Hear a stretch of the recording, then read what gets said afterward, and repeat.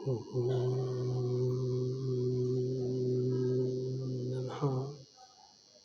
सिद्धेभ्यः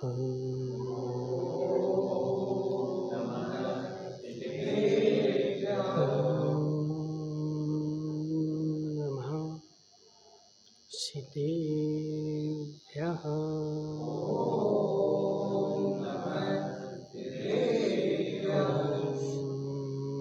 नमः सिद्धेभ्यः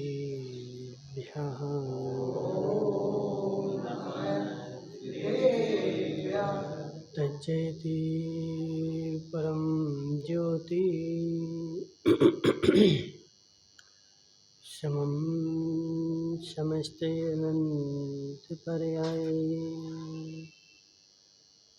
दुर्गुणतलिविशकला प्रतिफलति पदार्थमालिका यत्र नमो अरिहन्ताणं नमो सिद्धाणं नमो वैरियाणं नमो वज्रायाणं नमो लोये सभ्यसाहणं पंचपरमेष्ठी भगवान के अनंत अनंत सिद्ध परमेष्ठी भगवान के 1008 देवादेव शांतिनाथ भगवान के 1008 देवादेव सुपार्श्वनाथ भगवान के आचार्य भगवान अमृत चंद्र स्वामी की आचार्य भगवान विशुद्ध सागर जी महाराज के परम पूज्य 108 मुनि शुद्ध सागर जी महाराज की जय। समस्त मुनि संघ की जय।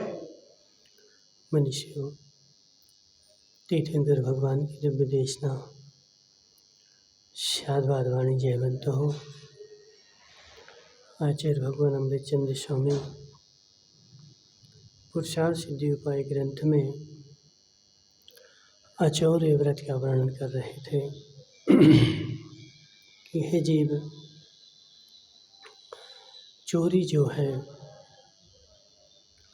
वह पर के प्राणों का हरण करने वाली है। चोरी जो होती है वह पर के द्रव्य का हरण होता है,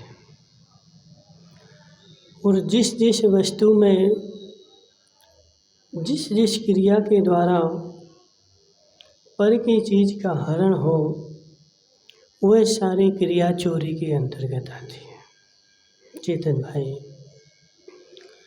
किसी की कोई चीज़ रखी थी और मैंने जाके उठा ली, जिस पर मेरा स्वामित्व नहीं वह मेरे अधीन नहीं, और उस जिसके ऊपर आज बैटरी काम नहीं कर रही, क्या लाइट नहीं है, जिस वस्तु के ऊपर मेरा स्वामित्व है उसके ऊपर पूर्ण रूप से मैं उसका स्वामी हूँ, और जो वस्तु मेरी नहीं है उसको यदि मैंने आँख से भी देख लिया तब भी चोरी का दोष लग गया। चेतन भाई, आँख से भी देख लिया तब भी चोरी का दोष लग गया। महाराज, आँख से ऐसे ही थोड़ी देखा जाता है, आँख से ऐसे ही थोड़ी देखा जाता है। जब भी आँख से देखोगे तो तभी तभी तुम्हारी नज़र बुरी होगी। चेतन भाई, एक महिला रोड पर जा रही थी। अब चेतन भाई ने 4 बार मुड़ के उसको देखा। देखो, वस्तु समझो ना, चोरी कैसे हुई। वो महिला रोड पर जा रही थी, और रोड पर एक ही नहीं जा रही थी, सैकड़ों महिलाएं जा रही थी। तुमने उसी को क्यों देखा बार बार मुड़ के? जी, मन में कुछ भाव आए थे कि नहीं? मनमोहन लाल जी, मन में कुछ भाव आए थे कि नहीं? 50 को तो तूने एक नज़र से देखा था, लेकिन किसी एक को तूने 50 नगर जनर से देखा था। हे जीव, आँख से सहज रूप में दिख जाना अलग बात है पिंकू भाई, आँख से सहज रूप में दिख जाना अलग बात है और आँख से देखना अलग बात है। देखो अंतर है ना, अंतर है ना। आँख से सहज रूप में वस्तु में जा रहा था और आँख से मैंने सहज रूप से देख लिया। रास्ते को मैं देखते हुए जा रहा था और रास्ते को मैंने देखा कि रास्ते पे देखो कांटा डला है, रास्ते में कांच डला है, रास्ते में पत्थर डला है। लेकिन जब वह पत्थर मेरी नज़र में आया था तब अंदर में कैसे भाव हुए थे संजय भाई। एक पत्थर डला था ना रोड पर और उस पत्थर को मैंने देख लिया और देख करके अंदर में कैसे भाव आए थे। नहीं, तो छोटा सा था, उसको करने लगे। आँख से देखा लेकिन कोई भी मेरे अंदर में भाव खराब नहीं हुए। लेकिन वही ज्ञानचंद जी सुनो जरा, रोड पे मैं जा रहा था और एक साधारण पत्थर डला था, उसको भी आँख से देखा और रोड पे जा रहा था और एक सोने का सिक्का डला था। अब बताओ उस पत्थर को कितनी बार देखोगे, उस सोने के सिक्के को कितनी बार देखोगे? उस सोने के सिक्के को देखने के बाद फिर किस किस को देखोगे?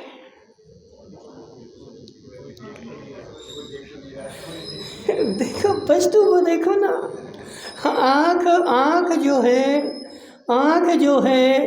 आँख चोरी कराती है और आँख से देखना चोरी है। हे जीव, मैं रोड से जा रहा था, रोड पे पत्थर डला था, मैंने आँख से देखा था और देख करके अंदर नहीं ले गए थे। और रोड पर मैंने जैसे ही देखा कि सोने का सिक्का डला है और सोने के सिक्का देख करके पिंकू भाई मेरे मन में क्या भाव आए बोलो ना। मोह है क्या तुम्हारा? पिंकू भाई सोने का सिक्का रोड पे डला था, देख करके क्या भाव आए?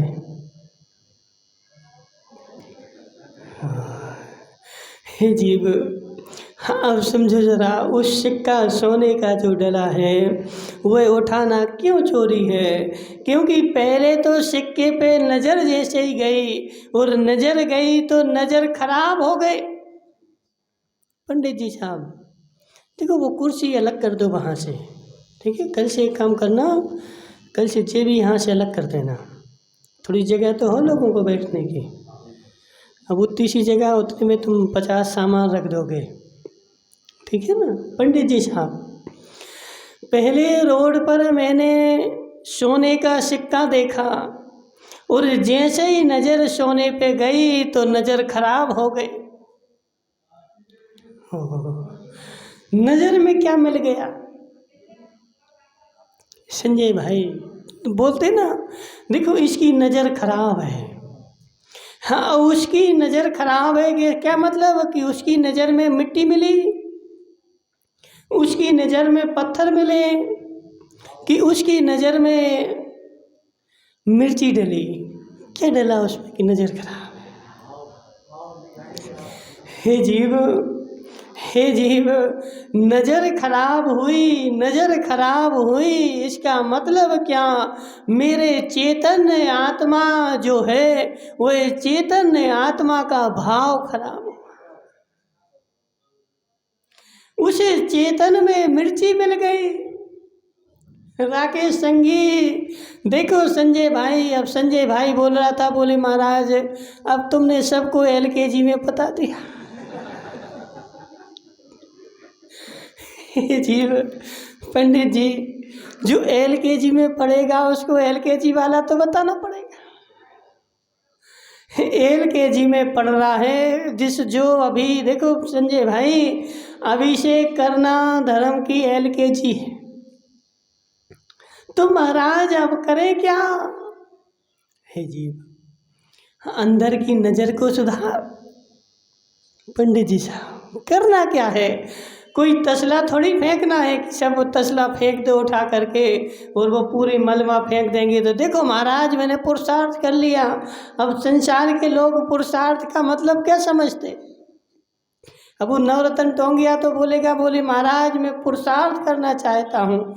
क्या पुरुषार्थ करें? तो पूरा भवन मिटा के रख दें। हे जीव, जब तुम हथौड़ा लेकर के घूमेगा तभी पुरुषार्थ होगा। क्या नाम है इसका? नीरज भाई। जब हथौड़ा लेकर के हथौड़ा चलाएगा दिन भर और सारा मलबा छत पे सिर पे रख के और फेंक नहीं जाएगा 1 किलोमीटर, और शाम को जब थक जाएगा तभी पुरुषार्थ होगा ना। पुरुषार्थ कैसे होगा? हे जीव, बाहर के पुरुषार्थ का पुरुषार्थ नाम नहीं है, अंदर का पुरुषार्थ। और अंदर का पुरुषार्थ बैठे बैठे भी चल सकता है, चलते चलते भी चल सकता है, और सोते सोते भी चल सकता है। मुनिराज की सोते हुए भी निर्जरा है, और असंख्यात गुण श्रेणी निर्जरा। कौन सी? देशवृत्ति की असंख्यात गुण श्रेणी निर्जरा सोते सोते है। प्रति समय सो रहा है तब भी असंख्यात गुण श्रेणी निर्जरा चल रहे, खा रहा है तब भी गुण श्रेणी निर्जरा चल रहे, और बेचारा नवरत्न टोंगिया सो रहा है तब भी स्वप्न आ रहा है कलाकंद के। 24 घंटे उसको जहाँ देखो वहाँ कलाकंद, जहाँ देखो वहाँ कलाकंद। तो हे जीव, तेरी सोते हुए भी कर्म का बंध है। अंदर के चेतन के जो भाव है, वह अंदर का जो चेतन है वह तेरा खराब है। अब तू बाहर से कितना संभाल, वह बाहर से खराब होने वाला, अच्छा होने वाला नहीं। राकेश संघी समझ मेरी बात। राकेश संघी का मकान जो था, बेचारा मकान अंदर से सड़ गया। 500 साल पुराने मकान में राकेश संघी रहता है। अंदर की सीमेंट जो है पूरी झड़ चुकी, पूरी राख बन गई। उसकी जो रेत थी ना, वो झड़ रही है।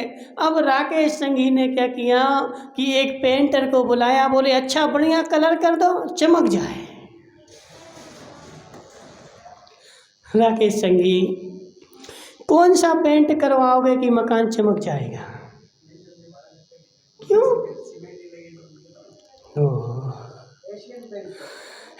जीव, अच्छा देखो चमकदार नहीं हो रहा तो एक काम करो, बाहर से पत्थर लगवा दो, अब तो मजबूत हो जाएगा।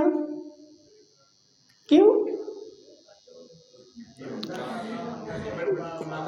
क्यों संजय भाई, अंदर की सीमेंट सड़ चुकी है, अंदर की ईंटें गल चुकी हैं। अब तुम बाहर से पत्थर कितना लगा, कितना चमका। हे पदम टोंगिया, अंदर से तो जो है ना हड्डी पसली आते सब सड़ चुकी।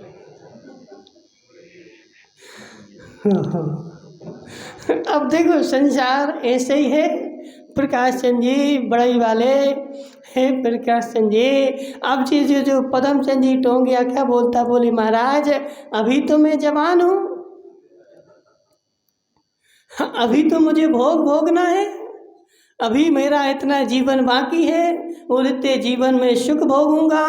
हे पदमचंद टोंगिया, बाहर से कितना तेल लगा, कितनी क्रीमें लगा, तो बाहर से तो चमक रहा है लेकिन अंदर से तो खोखला हो गया। हे जीव, अंदर से चमक हो, अंदर से मजबूत हो और बाहर भले ना चमके तब भी वो मजबूत कहलाएगा। और बाहर तेल लगा करके चमका रहा है लेकिन अंदर तो कुछ बचे ही नहीं है। इसलिए राकेश संगी, और जब तक अंदर की सीमेंट झड़ चुकी है, अब बाहर तू कितना पोत कितना पत्थर लगा, तेरा मकान जो है मजबूत होने वाला नहीं है। ऐसे है संजय भाई, अंदर के चेतन के भाव तो सड़े रखे बेचारे के, कीड़े लग गए, कीड़े। किसमें किसमें? अंदर के चेतन परिणामों में, अंदर के आत्मा के भावों में। अब बेचारा बाहर से भगवान के ऊपर पानी डाल रहा है और बोल रहा हमारा मोक्ष हो जाए। पंडित जी कब होगा, कब होगा? हे जीव, वह भगवान के ऊपर पानी डालना मतलब क्या कि भगवान के ऊपर मैं पानी डाल रहा हूँ और एक कलश भगवान के ऊपर डालता हूँ और एक कलश अपने चेतन आत्मा के ऊपर डालता हूँ। पंडित जी, 2 कलश डलते हैं तब अभिषेक होता है।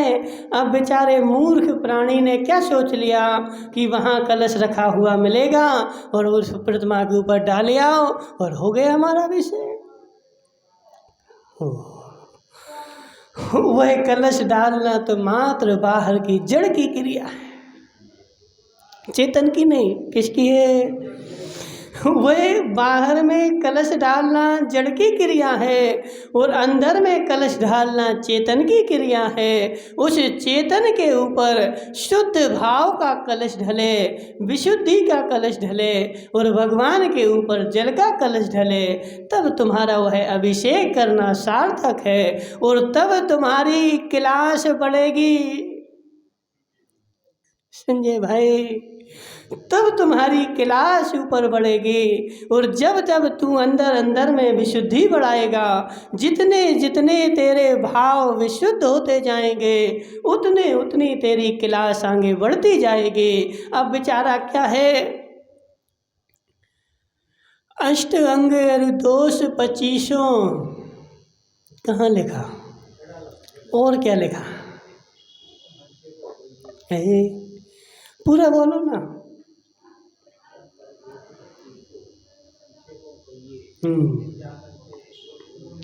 आज वो तुम्हारे धर्मचंद जी शास्त्री कहाँ चले गए? खीर खा रहे कोई नहीं। हे जीव, अष्ट अंग दोष 25 तिन संक्षेपम कहिए और बिन जानन के दोष गुणन को कैसे तजिए गए। हे जीव, हे जीव, तू डॉक्टर बन गया और डॉक्टर बनने के साथ अब तूने किसी का हाथ पकड़ लिया। चालू करो इसको।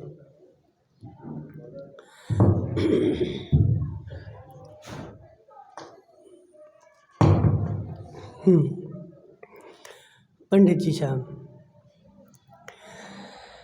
डॉक्टर कौन बनता है?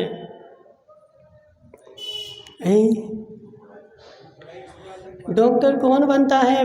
पिल्लू भाई, पिल्लू क्या नाम तुम्हारा? हाँ, पिंकू भाई। डॉक्टर कौन बनता है? कितने साल पढ़ाई करनी पड़ती है? 4-5 साल, ठीक है ना पिंकू भाई? 4-5 साल। आज कुछ गड़बड़ नहीं हो रहा? जी चालू नहीं है क्या? नहीं कुछ नहीं बोला, वो तो कर रहा है, सुधार रहा है। संजय भाई, पिंकू का कहना है कि 4-5 साल जो है पढ़ाई करके डॉक्टर बन जाते हैं। तो कौन सी क्लास में? LKG में? पहली में कि दूसरी में?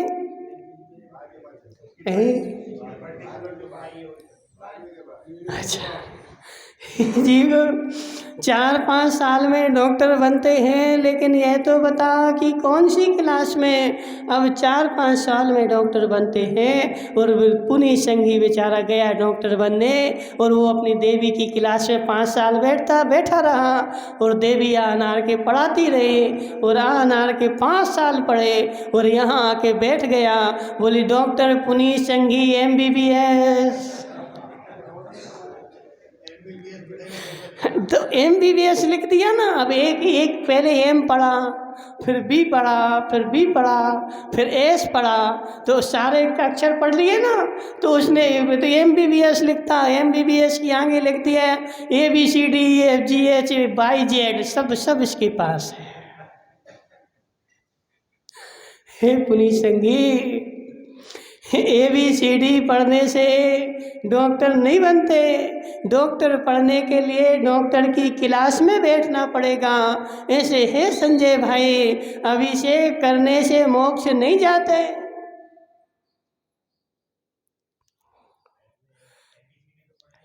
हे जीव, कितने साल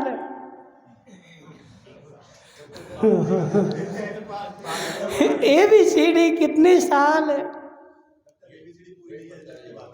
ABCD कितने साल। हे जीव, ABCD 1 साल पढ़, 50 साल ABCD पढ़ेगा तो डॉक्टर नहीं बन पाएगा। ऐसे तूने अभिषेक किया भगवान का। अभिषेक करने के बाद बिन जानते दोष गुणन को कैसे तजिए गहिए।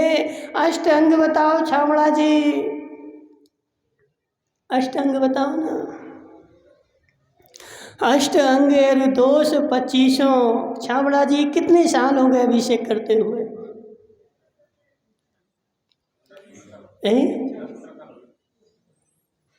कितने साल हो गए? 15 साल हो गए ना। अष्टांग बताओ ना छावड़ा जी। संजय भाई 15 साल हो गए। और किससे पूछे बताओ, और किसको ज़्यादा समय हो गया? हाँ जी, पदमचंद जी पीपलू वाले नहीं, पराना वाले। पदमचंद जी पराना वाले कितने साल हो गए अभिषेक करते हुए?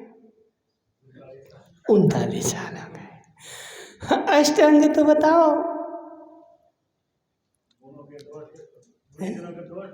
अच्छा, एक अंग हो गए। हाँ, और बता। अष्टांग संजय भाई पहली क्लास 39 साल पढ़ी, पहली क्लास 39 साल पढ़ी, दूसरी में तूने दाखिला ही नहीं लिया।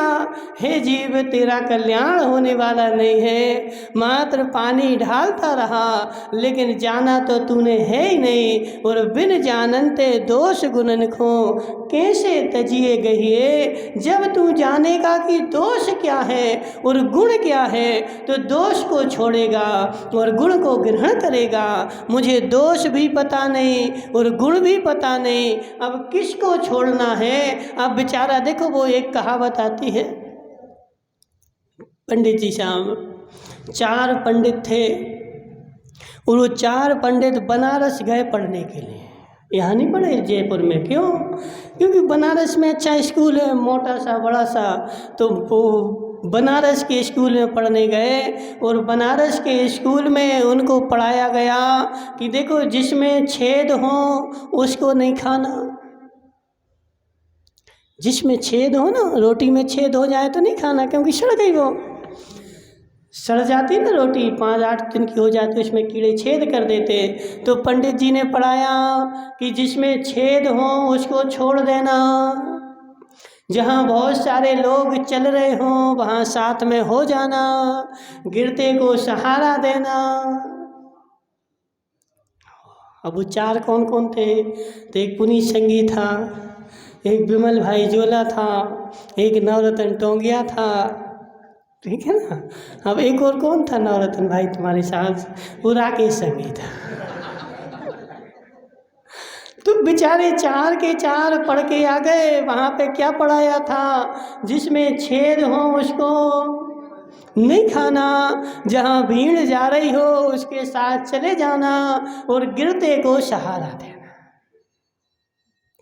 चारों के चारों बेचारे पढ़ के आए और निभाई नगर में आए और निभाई नगर में आकर के इन्होंने पंडित बन गए, आगे पंडित लगाने लगे। अब बेचारे एक दिन जीमने के लिए गए, संजय भाई एक दिन गए जीमने के लिए और चारों के चारों साथ में बैठे थे। अब जीमने में क्या परोसा गया तो घेवर,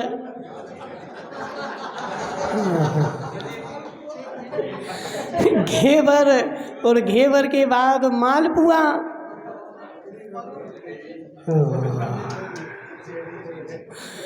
अब इन चारों को बेचारों को याद आ गई कि अरे इसमें तो छेद है,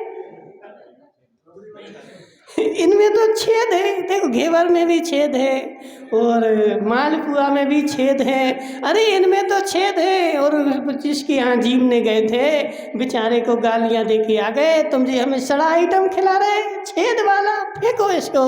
और फेंक फाँक करके भूखे ही आ गए, जीमा नहीं, क्योंकि छेद है ना। हमारे मार साहब ने पढ़ाया था कि इसमें छेद हो उसको नहीं खाना, तो इसमें तुम्हारे घेवर में छेद है, मालपुआ में छेद है, इसलिए बेचारे छोड़ छाड़ के आ गए, खाए नहीं। अब आगे चले तो आगे क्या हुआ, बोले मार साहब ने पढ़ाया था जहाँ भीड़ हो तो साथ में चल देना। तो वहाँ पे क्या था कि शमशान घाट के लिए जलाने के लिए लोग जा रहे थे, कोई ऊपर चला गया था ना तो शमशान घाट ले जा रहे थे, इनने देखी अरे भीड़ है चलो, उसके साथ में चल दिए। अब तीसरी घटना क्या घटी कि जे गए कहाँ, नदी पे, और नदी में बरसात खूब थी और बाढ़ आ गई थी। तो बाढ़ आई थी तो बाढ़ में क्या हुआ कि एक बेचारा, एक आदमी बेचारा गिर रहा था और बिल्कुल बहे जा रहा था। अब पूरी संगी क्या बोला, गिरते को सहारा देना, तो वह गिर रहा था तो बेचारे को ढकेल दिया।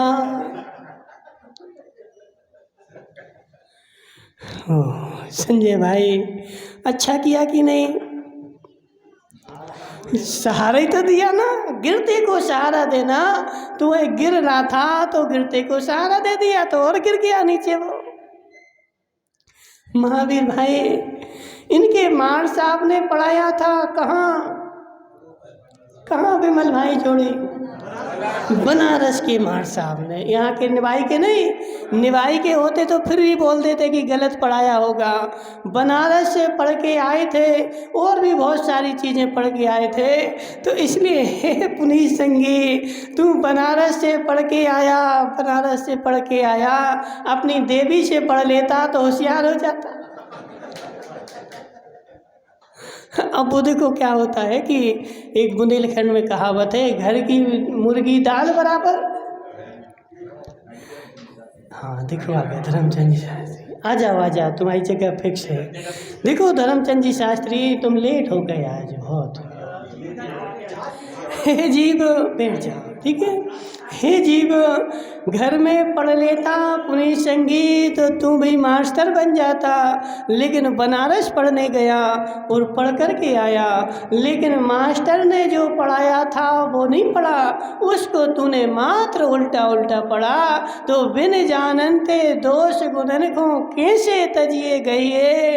अब 45 साल हो गए पदमचंद जी पढ़ाना वाले, 8 अंग पता नहीं है और 25 दोष पता नहीं। अब पंडित जी बताओ किसको ग्रहण करें और किसको छोड़ें। बिन जानते दोष गुणन को कैसे तजिए गए। अब फिर तुम्हारी हालत पुनीत संगी के जैसी होगी कि बेचारा गिरते को सहारा देना है तो गिरते को सहारा दे दिया तो बेचारा नदी में बह गया। ऐसे हे जीव, हे संजय भाई, हे संजय भाई, पहले धर्म की ABCD तो जान। धर्म होता क्या है, धर्म होता कैसे है। तूने पूरा जीवन निकाल दिया पानी ढालते ढालते। यह पानी ढाला क्यों था, आज तक मैंने अपने हृदय में पूछा नहीं कि पानी मैंने क्यों ढाला था। ओहो, हे जीव, हे पुनीत संगी, हे पुनीत संगी, उस तत्व के मर्म को समझना था और मात्र पानी पानी ढाल के पूरा जीवन पीपलू वाले। समझ में आ रहा कि नहीं? क्या आ रहा बता?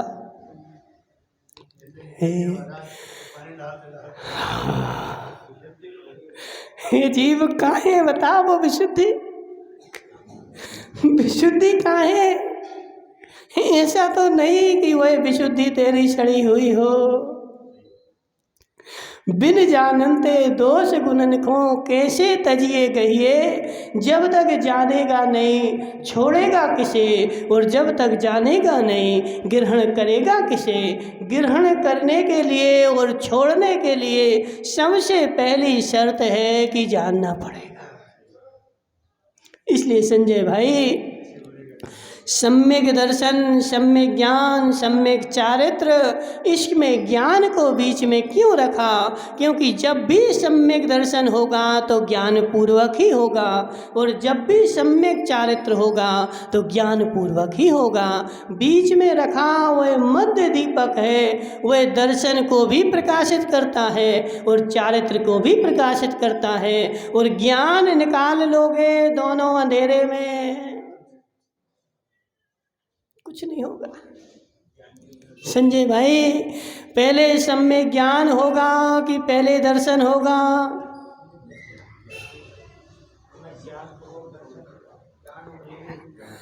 हे जीव, पहले ज्ञान होगा। जब ज्ञान नहीं होगा तो सम्यक दर्शन भी नहीं होगा।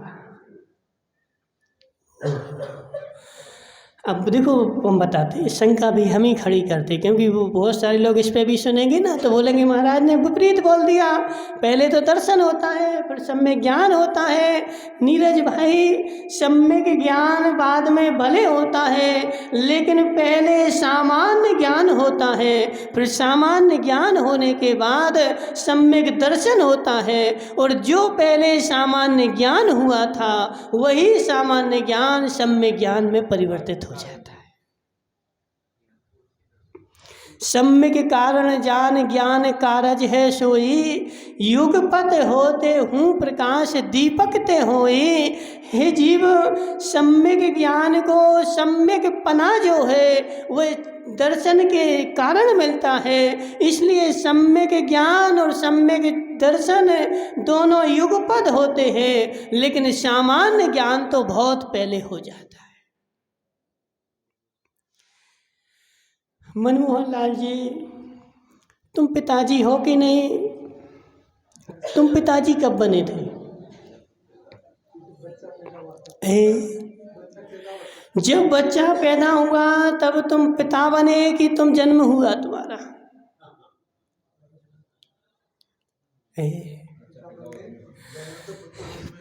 पिंकू भाई से पूछते हैं, हे पिंकू भाई, तुम पिता कब बने? कितने साल हो गए तुम्हें पिता बने? नहीं बताओगे? अब कौन से पूछे जो जल्दी से बता दे? दिनेश संगी से पूछ रहे थे। दिनेश भाई संगी, तुम्हारे पिता का जन्म कब हुआ? हाँ, तुम्हारे पिता का, तुम्हारे पिता पने का 23 साल हो गए। तुम्हारा जन्म कब हुआ?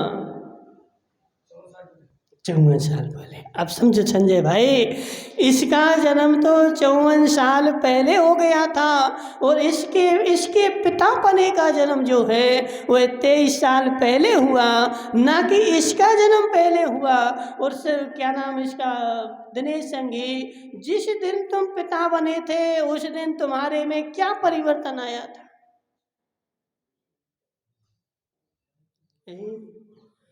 जब तक पिता नहीं थे तब तक कान नहीं थे, पिता बने तो कान उग गए। ऐसे ही है ना कि नहीं? हाँ, बोला ऐसे ही है, ऐसे ही है ना। अब देखो संजय भाई, बोला महाराज ऐसे ही है कि पिता बनने के पहले हमारे कान थे नहीं, और जैसे ही पिता बने तो कान उग गया। ऐसे हुआ कि नहीं? हे जीव, जब दिनेश संगी पिता नहीं था तब भी वैसे ही था, और जब पिता बना तब भी वैसे ही था। पिता बनने में उसमें कोई परिवर्तन नहीं आया, वैसा पहले से था। ऐसे हे जीव, ज्ञान तो पहले हो चुका था, तत्व का ज्ञान पहले हो चुका था, लेकिन जिस क्षण उसने निर्णय किया तो दर्शन हो गया, और उसी ज्ञान को सम्यक ज्ञान संज्ञा हो गई। हे जीव, इसलिए जिसको ज्ञान नहीं उसको सम्यक दर्शन नहीं, और जिसको सम्यक दर्शन नहीं उसके धर्म की शुरुआत नहीं। हे क्या नाम तुम्हारा? नीरज भाई, उस ज्ञान की बात नहीं कर रहे। कौन से ज्ञान की बात कर रहे हैं? जो मोक्ष मार्ग में कार्यकारी है। ठीक है, अब सारा ज्ञान मोक्ष के लिए कार्यकारी नहीं है। यहाँ देखो नीरज भाई, जब व्याख्या चले तो उस व्याख्या को उस अनुसार ही पकड़ना चाहिए। अब जिस पुनीत भाई, पुनीत संगी बोले अपने छोटे भाई से कि जाओ देवी को ले आओ, क्या मतलब इसका? देखो अब पुनीत संगी, संजय भाई, पुनीत संगी एक दिन चला गया जंगल, अपने छोटे भाई से बोल गया कि देवी को वहाँ छोड़ आना। कहाँ? स्टैंड पे, उसको स्कूल जाना है। अब इसके भाई ने क्या किया कि पड़ोस वाले की देवी को स्टैंड छोड़ आया। समझो क्या नाम, धर्मचंद जी शास्त्री। अब एक वो देवी गली में घूम रही थी, उससे बोला कि बैठो हम तुम्हें स्टैंड पे छोड़े आए, तो उसको ले गया, वो स्टैंड पे छोड़े आया। मूर्ख है कि होशियार है? अब देखो हम नहीं बोल रहे, अब नवरत्न टोंगिया शाम को बोलेगा कि तुम महाराज ने पुनीत संगी के भाई को मूर्ख बोल दिया। हमने थोड़ी बोला। धर्मचंद जी शास्त्री ने बोला कि हे जीव, देवी को स्कूल जाना है इसलिए स्टैंड छोड़ आओ। तो जिस देवी को स्कूल जाना है उस पे तू लक्ष्य कर। अब संसार की सारी देवियों को तो तू स्टैंड छोड़ आया, लेकिन पुनीत की देवी को नहीं छोड़ा, तो क्या मतलब तेरा? इसलिए नीरज भाई, जब जो व्याख्यान चले, जब जो लक्ष्य चले, उसके ऊपर दृष्टि चली जाए तो वह व्याख्यान कार्यकारी है, ज्ञान नहीं है। क्या मतलब? कि जो मोक्ष के लिए कार्यकारी है उस ज्ञान की चर्चा है, सामान्य ज्ञान की चर्चा नहीं है। इसलिए हे संजय भाई, अष्ट अंगेर दोष 25 तिन संक्षेपहूँ और बिन जानते।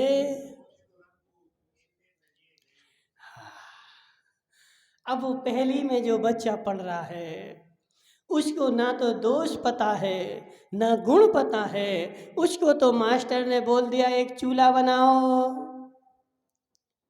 ऐसे ही पढ़ते थे ना पहले, अब आजकल की तो नहीं पता। हमारे ज़माने में तो मास्टर ऐसे ही पढ़ाता था, धर्मचंद जी शास्त्री। एक चूल्हा बनाओ, एक चूल्हा और बनाओ, उसमें एक सीधा डंडा लगा दो, एक आड़ा डंडा लगा दो। बन गया। ठीक है ना? तो कैसे बनाना सिखाया कि पहले एक चूल्हा बनाओ, उसके नीचे दूसरा चूल्हा बनाओ, एक डंडा लगा दो, एक नीचे और डंडा लगा दो, तो तुम्हारा अनार का बन गया। ऐसे धर्मचंद जी शास्त्री। अब धर्मचंद जी शास्त्री 70 साल के हो जाएं, अब बोले मास्टर ने बोला था एक चूल्हा बनाओ, तो अब जी मिट्टी का चूल्हा बना करके अब बनाए, तो वह मात्र कहने की चीज़ है, इसलिए उस अर्थ को पकड़ना पड़ेगा। बिन जानते दोष गुणनखो कैसे तजिए गहिए। जब तक तुझे दोष पता नहीं, गुण पता नहीं, किसको तू ग्रहण करेगा और किसको छोड़ेगा। जिसको ग्रहण करना था उसको छोड़ बैठे, और जिसको छोड़ना था। इसलिए पंडित जी साहब, धर्म करने के लिए ज्ञान आवश्यक है, और जब ज्ञान होगा तभी मेरी क्लास बढ़ेगी, और जब तक ज्ञान नहीं होगा तब तक मेरी क्लास चलने वाली नहीं है। इसलिए हे जीव, चेतन भाई, वो चल रही थी ना चोरी की चर्चा, चोरी की चर्चा, कि जैसे ही मैंने सोना देखा और सोना देख करके ही मेरे चोरी के दोष लग गए। महाराज देख करके उठाए तो है ही नहीं। हे जीव, उठाया नहीं ना, लेकिन जैसे तूने सोना देखा था, तेरे अंदर में क्या चल रहा था? अब इसको बोलते व्रती, इसको बोलते व्रती। पंडित जी साहब, 2 प्रतिमाधारी का अतिथि संविभाग व्रत होता है, होता कि नहीं? अतिथि संविभाग का मतलब क्या संजय भाई? अतिथि संविभाग का मतलब क्या? मैं अपने भोजन में अतिथि के लिए दान करूंगा, उसके बाद ही भोजन करूंगा। और यदि तुम अतिथि को दान किए बिना प्रतिमाधारी है और अतिथि को दान नहीं कर रहा है और भोजन कर रहा है, तो तूने चोरी कर ली।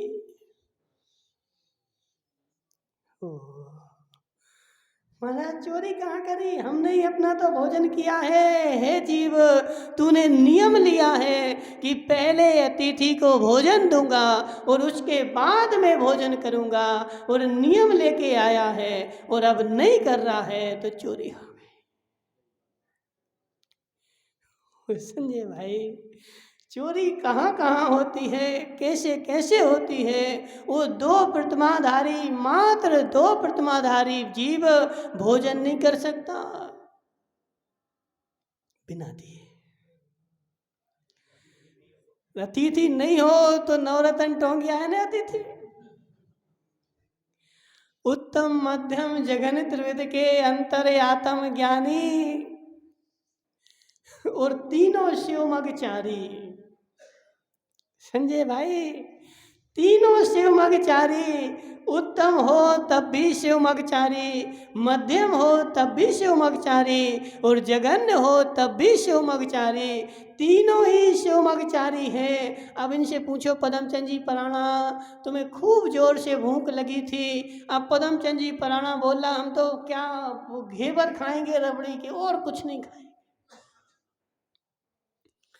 1 दिन हो गए नहीं मिले, दूसरे 2 दिन हो गए नहीं मिले, अब क्या करोगे? अब क्या करोगे? और कुछ खाओगे कि नहीं? नीरज भाई बोलो ना। नहीं, मैं तो जलेबी खाऊंगा, मैं तो जलेबी खाऊंगा। जलेबी मिलेगी तो खाऊंगा, नहीं मिलेगी तो नहीं खाऊंगा। तो हे जीव, अब जोर की भूख लगी मनमोहन लाल जी, अब जो मिल जाए प्राशुक हो, ठीक है ना? जो मिल जाए प्राशुक मिल जाए, चाहे सूखी रोटी मिल जाए तो पानी में गला के खा लो, क्योंकि भूख लगी ना।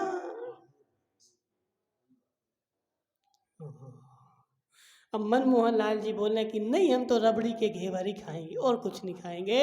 तो मनमोहन लाल जी क्या होगा? प्राण निकल जाएंगे। ऐसे उत्तम मध्यम जगन त्रिविध के अंतर्यातम ज्ञानी और द्विविध संग विन शुद्ध उपयोगी मुनि उत्तम निज ध्यानी, और तीनों के तीनों जो हैं शिव मगचारी हैं। इसलिए हे जीव, यदि तेरी 2 प्रतिमा है, तू बिना आहार दिए भोजन नहीं कर सकता। सबसे पहले प्राथमिकता रहेगी उत्तम की। यदि मुनिराज हैं तो अपने बनाए हुए भोजन में से पहले मुनिराज का पड़गाहन करो और उनको आहार दो, उसके बाद भोजन करो। नहीं है मुनिराज मध्यम अंतरात्म, कोई देशवृत्ति है, उसको लेकर के आ जाओ, धर्मचंद शास्त्री को लेके आ जाओ। और नहीं, हाँ देखा नवरत्न भाई, नवरत्न मना नहीं करेंगे धर्मचंद जी शास्त्री, तुम निमंत्रण तो करो। तो समझो मेरी बात, यदि देशवृत्ति भी नहीं है तो एक जघन्य भद्र जीव को लेके जाओ, लेकिन भोजन तो कराना पड़ेगा। ऐसे काम नहीं चलेगा। अब बहुत सारे लोग, ढोंगी लोग, पंडित जी साहब, इतने हमने ढोंगी देखे, बेचारे प्रतिमा ले ली और प्रतिमा ले करके अपने घर के सामने लोटा लेके खड़े हो जाते हैं और मुनिराज निकलते हैं तो अंदर चले जाते हैं। रोज ऐसी सत्य घटना, एक व्यक्ति साल भर देखो रोज लोटा लेके आता, बाहर खड़ा होता, और जैसे ही मुनिराज, देखो साल भर तो रहते नहीं, जब उसके घर के सामने मुनिराज जाते तो अंदर चला जाता है। बोले मुझे तो पुण्य लग गया ना महाराज को पड़गाने का, अब नहीं पड़ गए महाराज। हे जीव, तू मायाचारी कर रहा है, ढोंग कर रहा है, ढोंग कर रहा है, और ढोंग करके तू पाप का बंद कर रहा है। जब मुनिराज आते हैं तो घर में घुस जाता है, और नहीं है मुनिराज तो सारे गांव को दिखाने के लिए तू लोटा लेके खड़ा हो जाता है। वह लोटा लेके मात्र नहीं खड़ा होना है, तुझे अतिथि संविभाग करना है, अतिथि को दान देना है। कोई भी मिल जाए लोटा लेके बाहर आए, मतलब पदमचंद जी मिल जाए, पुराना वाले धर्मचंद जी मिल जाए, पदम पिपलू वाले मिल जाए, जो मिल जाए उसको ले जा करके भोजन करवा, तब तुम्हारा अतिथि संविभाग, धर्मचंद जी शास्त्री, तब तुम्हारा अतिथि संविभाग पलेगा, तुम्हारी 2 प्रतिमा पलेंगी, और मात्र लोटा लेके खड़े हो गए लोटा दिखाने के लिए, तो यह तुम्हारा धर्म पलने वाला नहीं है। बेचारा देखो, ना तो अंदर में भाव है उस भोजन के बांटने का, और ना बाहर से बांट रहा है, मात्र ढोंग करके दिखा रहा है, और चोरी का दोष लगता है। पीलू भाई क्या सोच रहे, क्या सोच रहे महाराज? ऐसे ही है, ऐसे ही है। अतिथि संविभाग व्रत लिया है, अतिथि के लिए अपने भोजन में से समान रूप से विभाग करके और उसको देना पड़ेंगे, और दे करके तुझे जो बचे वह तुम भोजन करो। इसमें भी तेरी गृद्धता कम हुई कि नहीं? पंडित जी साहब, महाराज रोज रोज बांटने का क्या मतलब है? रोज रोज भोजन कराने का क्या मतलब है? जी कौन सा व्रत है? तेरी अंदर की गृद्धता। और संजय भाई, ऐसा नहीं कि अब तुम धर्मचंद जी शास्त्री को ले जाओ और सूखी रोटी खिलाने लगो।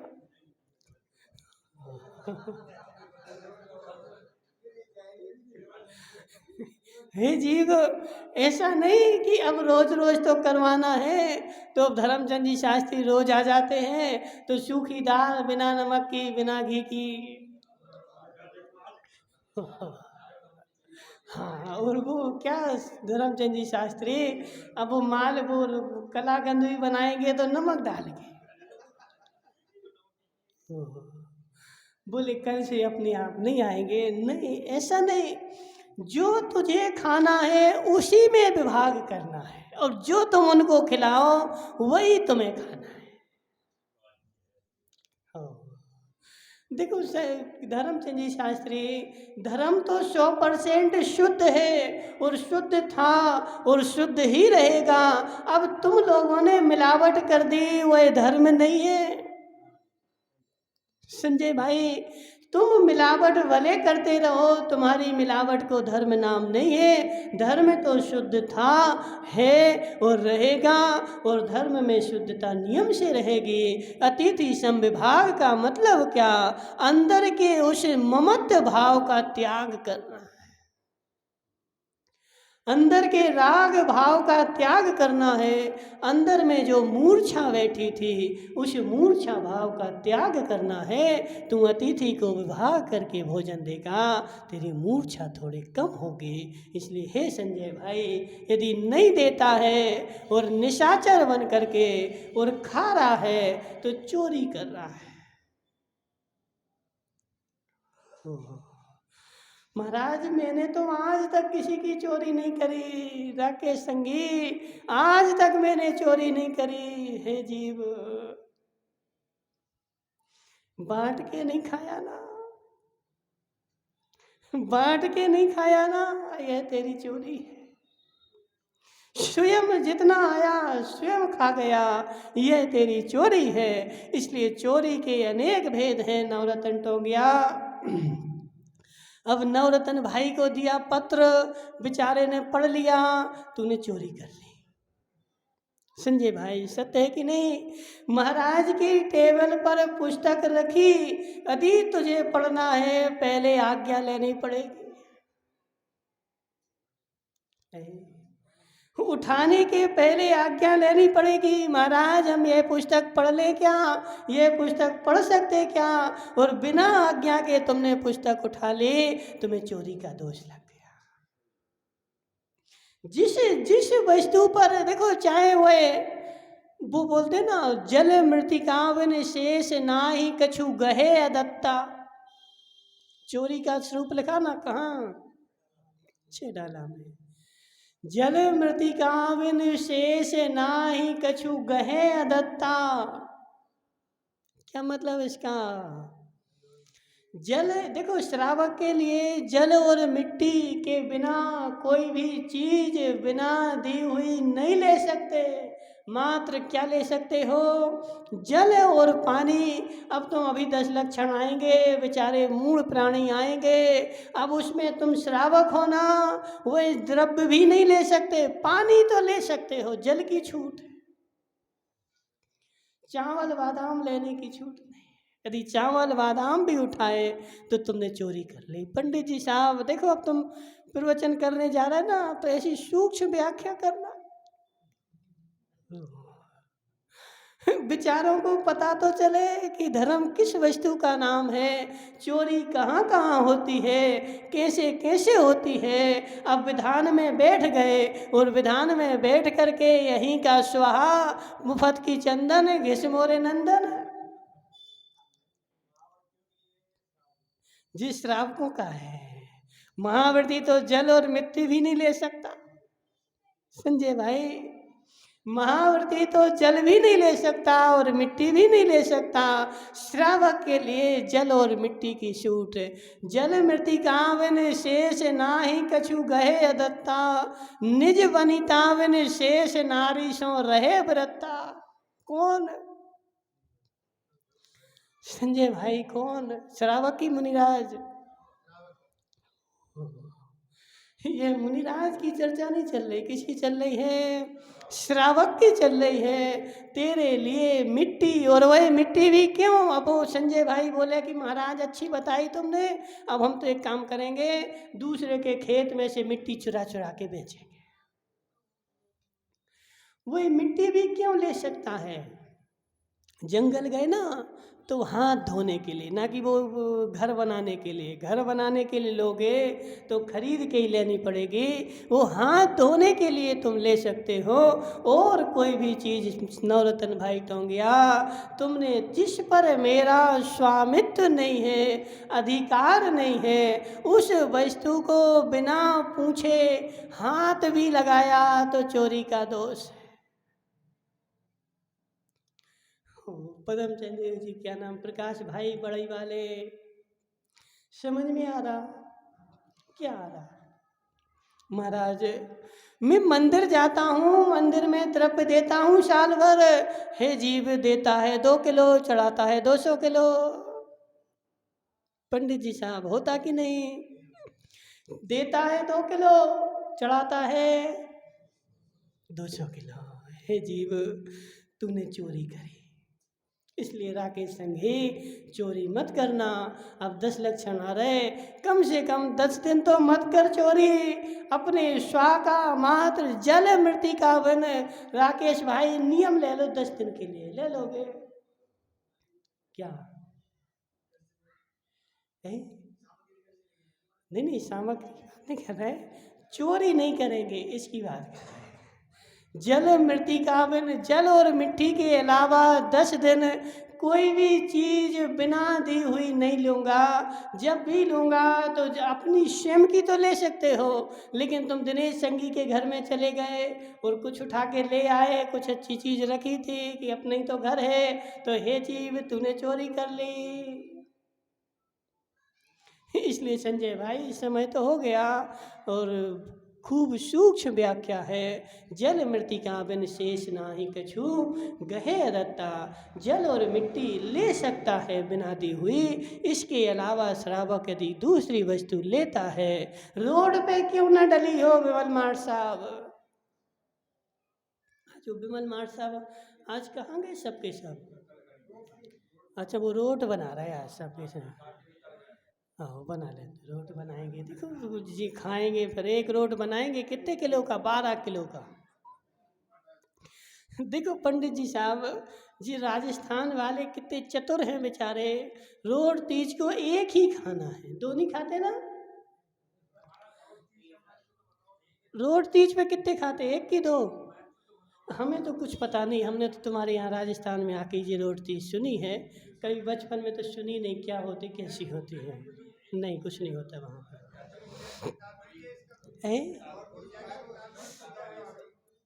पीपलू वाले किताब में तो बहुत सारा है। किताबों में अभी एक पूजा की वो कथा की किताब छपी है, उसमें 1000-2000 कथाएं लिखी हुई हैं वो जैन धर्म की। अब हैं तो बहुत सारी, लेकिन कहाँ कैसी हैं कोई पता था नहीं। इसलिए रोट तीज है ना, एक रोट खाना है। हाँ वही तो बोल रहे हैं ना। अब वो एक ही बनेगा 12 किलो का, खा के बताओ। ठीक है ना। अब देखो जी माला पहना दी ना। अब ठीक है जो है सो है। इसलिए हे जीव जल मिट्टी का बन जो भी तू कहेगा वह सब चोरी का दोष लगेगा। बोली शांतिनाथ भगवान की।